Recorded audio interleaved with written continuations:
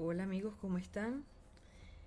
Bueno, esta vez es un formato un poco distinto porque no hice un video, sino que grabé un audio.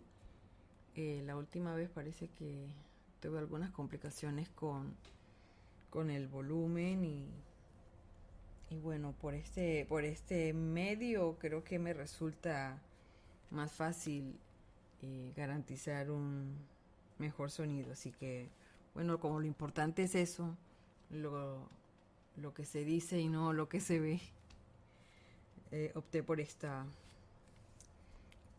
nueva forma.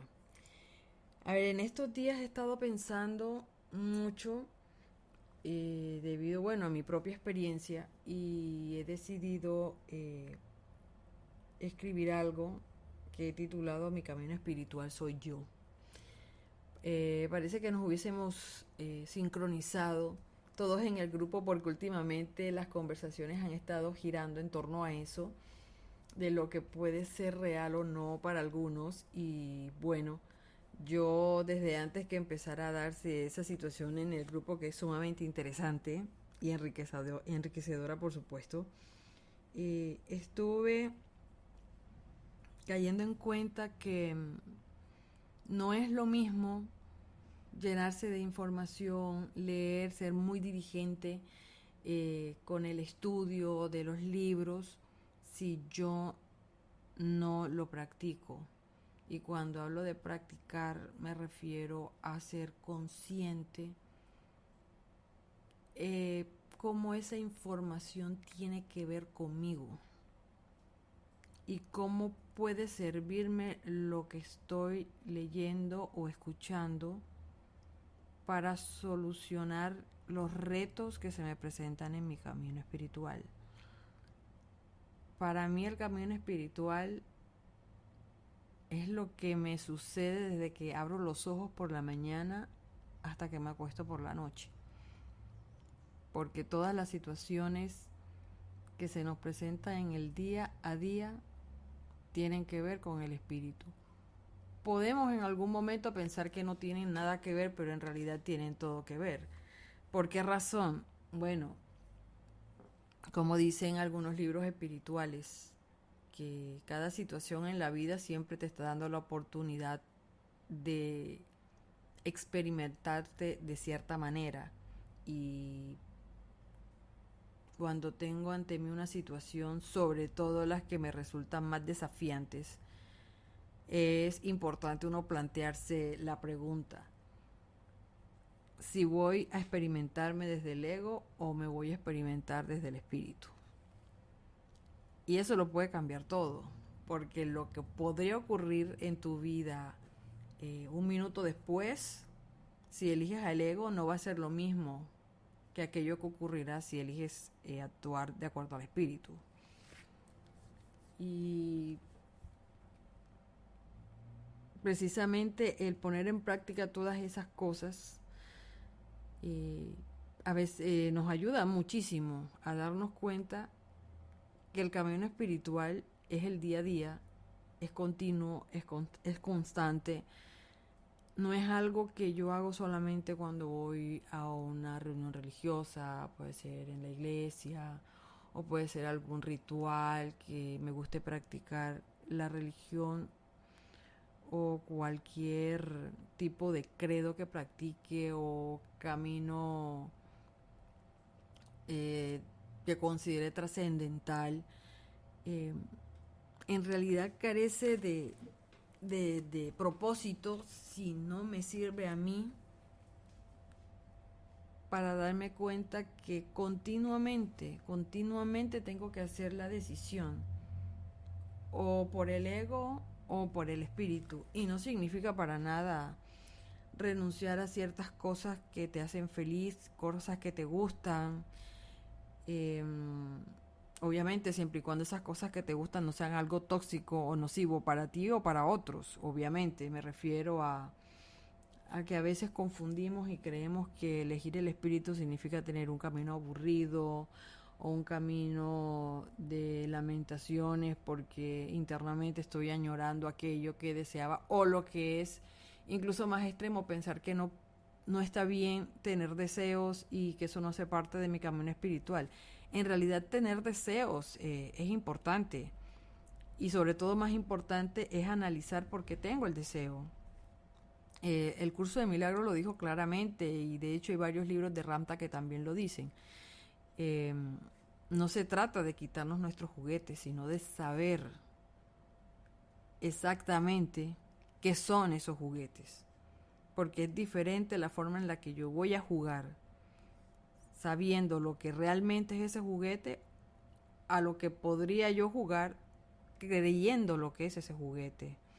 A ver, no es lo mismo quizá querer experimentarte en una relación de pareja o en una profesión porque sientes que vas a tener valor ante el mundo, porque sientes que te va a dar prestigio y porque te va a dar reconocimiento. En pocas palabras, te va a dar esa sensación de aceptación del mundo, porque evidentemente no tienes tú ese sentir de aceptación hacia ti mismo. Y bueno, no es lo mismo cuando tú obtienes esa pareja o esa carrera o cualquier propósito que tengas, no es lo mismo obtenerlo sintiendo que eso te va a dar valor al hecho de saber que tú, independientemente así te experimentaras como el peor de los mendigos, sigues siendo extremadamente valioso para Dios, extremadamente valioso para el Espíritu. Todo lo demás que experimentes, todo lo que decidas tener, sea mucho o sea poco, dependiendo de lo que decidas experimentar, en realidad solo tiene que ver con tu capacidad de crear y con lo que tú piensas que eres o te mereces. Pero cuando eres consciente qué significan esos juguetes para ti, qué representan, en realidad el panorama cambia por completo, porque te ves a ti mismo distinto, ves la situación diferente y puedes disfrutarlo sin el temor que genera el ego cuando te da algo, porque no es lo mismo disfrutar una buena relación, disfrutar una carrera exitosa, creyendo que tu valor viene de ahí y de repente perderlo por cualquier motivo. Obviamente tu autoestima y todo lo que tú habías creado en torno a tu autoimagen se viene al suelo, y que es una depresión profunda, y muchas veces la gente llega incluso al suicidio, o cuando pierden a una pareja porque esta relación se termina, sea por una ruptura o por la muerte, y pues la gente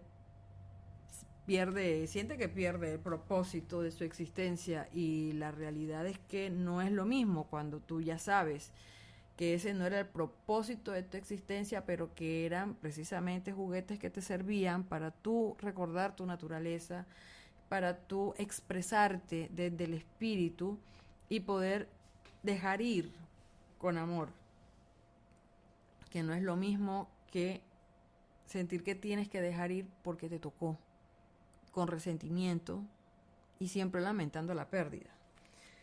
Entonces, bueno, esto fue algo que surgió, y voy a leerles un poquito de lo que escribí, que sería más bien como una cápsula para meditar.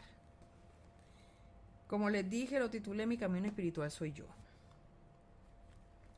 Resulta interesante la disociación que solemos tener respecto a todo lo relacionado con nuestra vida.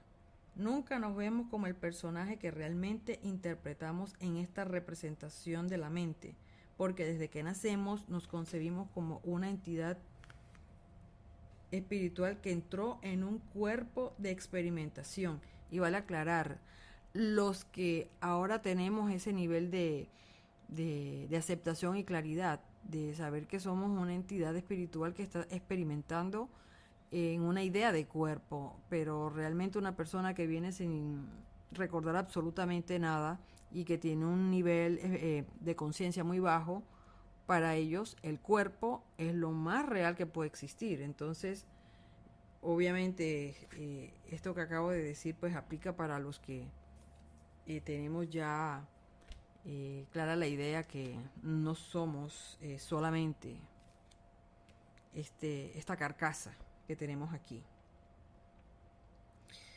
A ver, ¿dónde quedamos?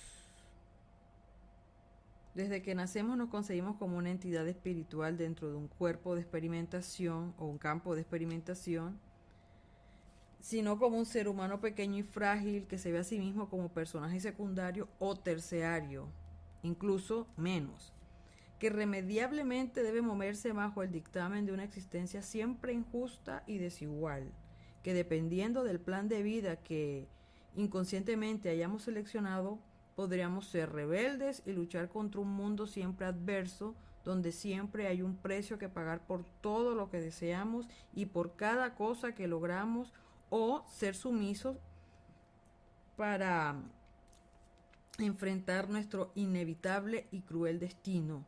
Indefectiblemente, sin importar qué clase de personaje creamos ser, todos tenemos una idea común mientras caminamos por el mundo, y es que no podemos tenerlo todo ni ser todo, y siempre algo se nos negará, sea amor, dinero, una pareja, la carrera de tus sueños, el estilo de vida que quieres, salud o incluso un cuerpo funcional. Es decir, siempre aplicando la ley del ego, de pide pero no se te dará, desea pero no obtendrás. Así, de esta manera vamos por la vida lamentando algo o sintiendo que Dios o quien sea el responsable de nuestro destino, perdón, creo que me perdí un poco. Sí, de esta manera vamos por la vida lamentando algo o sintiendo que Dios o cualquiera que maneje el destino es injusto con nosotros, y nos vamos lamentando diciendo pobre de mí. Pensamos porque a mí, porque siempre a mí. Nos preguntamos continuamente. Y al ver la vida de otros y envidiarlas o criticarlas, perder el tiempo discutiendo con otros personajes sobre quién tiene la culpa de esto o aquello, muchas veces asesinándonos los unos a los otros, movidos por intereses egoístas o temores irracionales, incluso por heridas emocionales imaginarias, pero muy reales para nuestro personaje, perfectamente diseñadas por nosotros mismos, solo y únicamente diseñadas para algo muy simple: distraernos de una verdad colosal que lo cambiaría todo, que somos el personaje principal de nuestra historia siempre. Por razones obvias, al personaje, por muchos eones, no le interesa saber esto, porque de ser así, tendría que tomar responsabilidad por todo, y al hacerlo se acaba la ilusión. No hay a quien culpar, no existe tal cosa, y además tendremos que tomar muy en serio lo que significa ser el personaje principal de nuestra historia, y sin duda alguna, todos somos el personaje central de las múltiples experiencias que se desarrollan aquí. Ahora, en la enorme pantalla del mundo, nuestro teatro parecería que solo algunos personajes son importantes porque aparecen en la televisión, en la revista, son reyes o presidentes de algún país, o quizá un pueblo que todo el mundo conoce por sus tragedias, o algún personaje tremendamente talentoso en algo. En fin, eso no sirve de nada en el desarrollo de mi camino si de alguna manera lo que sea que vea no arroja luz sobre cómo recorrerlo y vivirlo en primerísima persona. Una vez cerrada la revista o apagada la televisión, solo quedo yo con mis pensamientos y retos que, por falta de sabiduría, es decir, por no recorrer el camino, llamamos problemas. Y entonces, si una luz se posa en mi mente y permito que mi corazón se convierta en el faro que me muestre esos problemas con la luz del espíritu, estaré viendo cuál es exactamente el camino espiritual que debo recorrer. Ese será el único que me podrá ser útil para avanzar y elevar mi conciencia, solo por una razón: porque es mío, es mi camino diseñado por mí, exclusivamente para mí. Nosotros siempre nos gustan las cosas exclusivas. A la mayoría de las personas les gustan las cosas exclusivas diseñadas especialmente para nosotros. Bueno, justo nuestro camino espiritual es así, totalmente personalizado, solamente para nosotros. Nadie más lo puede recorrer y posiblemente nadie más lo pueda comprender, a menos que nuestras experiencias tengan algo en común con las experiencias de otros. Incluso muchas veces, y ya lo hemos visto varias veces en el grupo, estamos hablando de lo mismo, pero prima facie pareciera que no. Y empezamos a decir, no, que esto no es así, yo leí esto, aquello, no, pero la cuestión es que es lo mismo visto de diferentes maneras. Es como si todos nosotros hiciéramos un círculo alrededor de un elefante. Seguramente el que está delante del elefante, cuando yo le pregunte qué está viendo, me va a decir una cosa muy distinta a lo que estoy viendo yo, que estoy en la cola. Pero es el mismo elefante y los que están a los costados van a ver algo diferente también. Y es el mismo elefante. Seguramente en algún momento, quién sabe dentro de cuántos miles de años, cuando nos sentemos a recordar estas experiencias, nos podremos dar cuenta que estábamos viendo las mismas cosas desde ángulos distintos, pero era exactamente lo mismo. Pero la realidad es que aquí, precisamente por la fragmentación que hay, por la ilusión de separación, nos cuesta mucho trabajo poder reflejarnos en el camino de otros. Así que tenemos que enfocarnos en el único espejo cristalino que podemos tener, que es nuestro propio camino. Ahora yo les voy a contar una experiencia que tuve que tal vez puede ampliar la idea de lo que trato de expresar. Yo desde hace varios años he tenido problemas con alergias muy muy fuertes y he tenido que estar tomando medicamentos.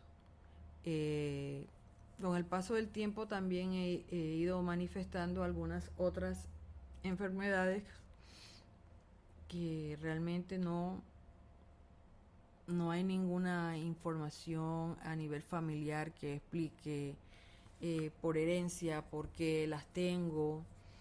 Y pues la verdad tampoco nunca me interesó mucho esa parte, porque de hace ya varios años sé perfectamente que en la genética la información puede estar, pero no significa que tenga que activarse a menos que algo en mí le dé el permiso. Ese algo en mí tiene que ser un pensamiento erróneo, por supuesto, que activa ese botoncito y manifiesta cierta enfermedad, que no es otra cosa que un maestro que te está diciendo que hay una situación que tienes que resolver y que psicológicamente ya no la puedes soportar más, el inconsciente ya no la soporta más y por lo tanto lo manifiesta físicamente, causándote una incomodidad o un dolor muy grande para que prestes atención y te des cuenta que es algo urgente, no es algo que ya pueda esperar, sino que es urgente. Bueno, me había dado cuenta que coincidencialmente todas esas enfermedades son autoinmunes. Me pareció curioso, pero en realidad yo no veía cuál era la relación, ni entendía por qué me estaba sucediendo. Sabía que había algo que resolver, pero no podía encontrar el qué. Hace muy pocas semanas estaba escuchando una conferencia creo que era de Joseph Martínez, y respondiéndole a alguien una pregunta que realmente ni siquiera iba por el lado de la enfermedad, resulta que coincidencialmente él puso el ejemplo de las enfermedades inmunes y dijo: las enfermedades inmunes son autoataques que las personas se hacen y no se dan cuenta, y hasta que no cese el autoataque no va a cesar la enfermedad. Puedes tomar los medicamentos que quieras, te va a quitar el síntoma, pero la causa queda. Y se me prendió el bombillo y dije, aquí hay algo importante. Y bueno, ciertamente había algo importante. Y empecé a recordar que la vida siempre me estuvo mandando señales, pero yo no las sabía ver, no las reconocía. De hecho, mi esposo todo el tiempo me estaba diciendo: ¿no te parece que te preocupas demasiado por el bienestar de otros en vez de preocuparte más por el tuyo? Todo el tiempo me lo decía y yo no prestaba atención. Y decía, sí, es verdad, tengo esa tendencia, pero no es que yo me hubiese dado cuenta en realidad. Después de que escuché lo que dijo Joseph en esa conferencia, saqué un tiempo, me senté y comencé a analizar en qué lugares de mí realmente me estaba autoagrediendo.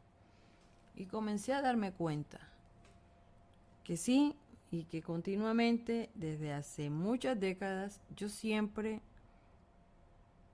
interiormente siento que puedo posponer mis cosas para hacer lo que otro necesita, o lo que otro quiere, o lo que sea urgente. Y lo mío siempre puede ser pospuesto. Y no se trata en realidad si lo pospongo o no, dependiendo de la situación. El quick del asunto es tener claro que lo que yo siento o lo que yo quiera es importante y que primero tengo que atenderme a mí para poder pensar en atender a otro. Que primero tengo que estar bien yo para poder darle a otro, porque yo no puedo dar de lo que no tengo. Yo no puedo estar continuamente preocupada por hacer que los otros se sientan mejor con sus problemas o con sus situaciones o con sus retos cuando yo no he resuelto los míos. Y eso me hizo dar cuenta que yo tenía que revisar esa parte de mí, que tenía que trabajar en eso. Así que bueno, me puse manos a la obra y cada vez que sentía la tentación de hacer algo que sentía que debía hacer, pero que realmente no era tan importante si lo hacía o no y que no quería hacerlo, empecé a decir la verdad cuando se solicitaba algo de mí. Y sobre todo que tengo la fortuna que convivo con personas que no me exigen nada. Y si me piden algo me preguntan si puedes, si es posible. Si no puedes no hay problema. Pero siempre tenía como esa tendencia de complacer. Y nadie me lo está pidiendo, pero tenía esa tendencia. Ahora he estado trabajando en eso y en darme cuenta que no puedo vivir de esa manera y tengo que atenderme a mí. Incluso conmigo misma. A veces tenía que hacer algo que podía esperar, pero tenía la impaciencia de hacerlo. Al mismo tiempo estaba muy cansada. Entonces siempre pensaba, no, mi descanso puede esperar, primero hago esto que necesito hacer, aunque no sea urgente, pero lo tengo que hacer. Porque, no sé, algo en mi cabeza loca decía que lo tenía que hacer, el mundo no se iba a acabar si no lo hacía, pero siempre posponía así mi descanso. Y ahora ya no. Ahora si estoy cansada, suspendo lo que sea que esté haciendo, ya que no es nada debido a muerte, descanso y luego cuando estoy descansada voy y hago lo que tengo que hacer.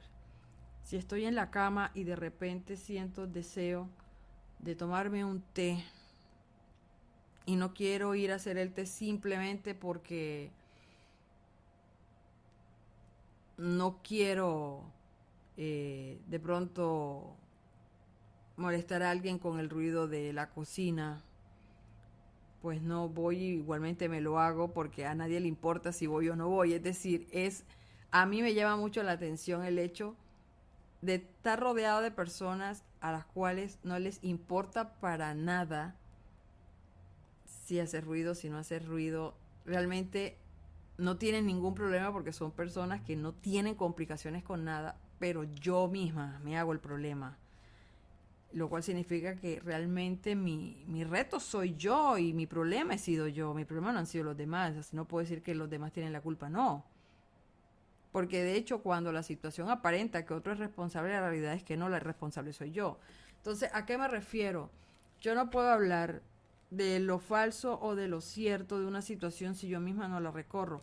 ¿Qué he hecho entonces? Últimamente se han disminuido los síntomas de las alergias. Los dolores que tenía en ciertas articulaciones han disminuido. No totalmente, pero sí muchísimo.